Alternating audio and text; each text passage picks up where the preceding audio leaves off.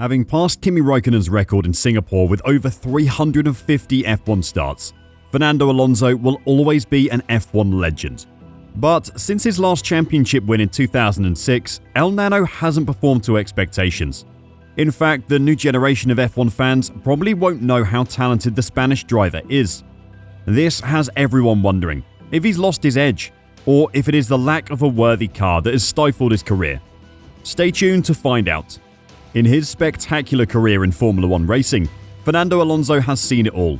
New teams and teammates, glory and tragedy, fallouts and acrimony, and of course, title wins and heartbreaks. It all began in 2001, where Fernando Alonso started his career driving for Minardi. At that time, the team was a classic example of a backmarker, and had almost no chance of ever scoring a point in a race.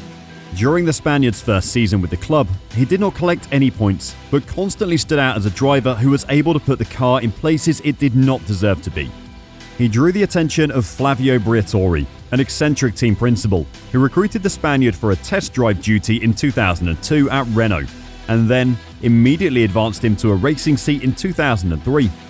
Alonso rose to fame after becoming the youngest driver ever to earn pole position in Malaysia, and then rounded off the year by becoming the youngest ever Formula One race winner in Hungary. He did this by demonstrating experience beyond his age. Because the Renault R24 was so tough a drive, he could not win any races in 2004, and he ended up finishing 4th in the championship. Having slotted seamlessly into the team, he focused on further polishing his driving skills and honed his racecraft. Alonso was now ready to take full advantage of Renault's excellent R25 car. In the 2005 season, the Spaniard was a driver everyone needed to beat. Equipment variances were a factor, with Michael Schumacher's Ferrari falling off the pace for the first time in 6 years, and Kimi Raikkonen's McLaren Mercedes proving to be both quick and fragile. Meanwhile, the Renault driven by Alonso cruised through the season, gaining points in all but 2 of the 19 races, finishing in the top 3 14 times and claiming victory 7 times.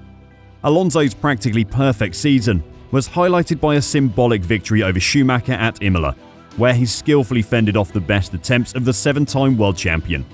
Alonso was able to win the title in a car that was typically slower than Kimi Raikkonen's McLaren by knowing when and how to attack, how to defend, and how to take control of a race. Both drivers finished the season with 6 pole positions and 7 victories. While Raikkonen's title challenge was undermined by mechanical misfortune, Alonso's ability to adapt suited him well. Alonso's aptitude for adjusting quickly to changing circumstances, his competence at conserving his equipment, and his capability of responding immediately to the invariably wise tactical instructions issued by the Renault team all contributed to his success. Alonso started 2006 with a number of victories and podium finishes, which gave him a significant early lead over Schumacher. By the middle of the season, Schumacher's Ferrari, which had been struggling, was subsequently improved to overcome Renault's initial performance advantage. As a result of this, the German was able to produce a magnificent comeback, which made the eventual victory of the Spaniard for the title all the more unforgettable. The fact that they were so evenly matched, with 7 wins each, substantiated Alonso's status as a worthy successor to the retiring Schumacher. In spite of being confronted with a formidable opponent, who was still operating at the height of his abilities, the quick-witted Alonso's focus never wavered, despite the intensity of the fight. He was ferociously determined and eagerly aggressive, and he delighted in the cut and thrust, as well as the thrill of the chase.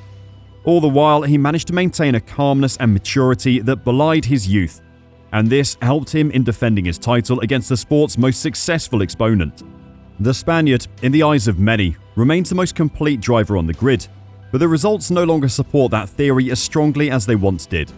Since the end of 2006, Alonso has won only 17 races, and he's not been able to win a 3rd world championship. He fell short of winning the title in the last race of the 2007, 2010, and 2012 seasons. The last race he won was in 2013 at the Spanish Grand Prix. After 2 world titles with Renault at a young age, he's never been able to convert that potential into multiple world titles. Alonso still has the work ethic, the will to battle, and the ambition to win races, but he has been plagued by ill fortune for many years. You could credit a big chunk of his misfortune to the cars he's driven since 2013. Beginning with an uncompetitive Ferrari, and continuing with years of a GP2 engine riddled McLaren until he decided that he'd had enough, and that he wanted a break from the sport. With McLaren unable to make further improvements despite moving to Renault as the engine supplier, Alonso decided to take a sabbatical from Formula 1 and raced in other categories like Le Mans and IndyCar Series. In 2020, he announced a return to Formula 1 with Renault, and all eyes would be on Alonso to see how competitive the Spaniard is at 39 years old. The fact that he won 2 Le Mans 24-hour races, the World Endurance Championship and the 24 Hours of Daytona race demonstrates that he is still more than capable of competing with and winning against the best drivers in the world. However, he did acknowledge that in order to win, the driver and the vehicle must work together. In an interview in 2021, Alonso discussed how the characteristics of your car influence your chances in Formula 1. He said, "This is the nature of the sport. Sometimes you have a better car, sometimes you do not have such a good car, but you still need to fight and make some progress. This year we see that the driver is very important in F1 but not crucial. Lewis Hamilton is driving as good as he has been the last 8 years. He was dominating the sport and breaking all the records, and 100 and something pole positions. And now he's doing a mega lap, as he said in Australia or somewhere like that, and he is 1 second behind. So yeah, welcome." But it's a world Alonso has inhabited far too long for his liking. Alonso's choices for teams over the years have never gone down well. In the latter part of 2007, he abruptly parted ways with McLaren, the team that would go on to win the championship the following year with Lewis Hamilton. Red Bull Racing approached Alonso, but he ultimately decided to sign with Ferrari for the 2010 season. In spite of McLaren Honda's promises that the GP2 engine would produce top-notch performances, the actual performance of the vehicle did not live up to expectations. Even a return to his longtime team Renault, now known as Alpine, did little to help Alonso. Indeed, besides his choice, things always seemed to go wrong on the track.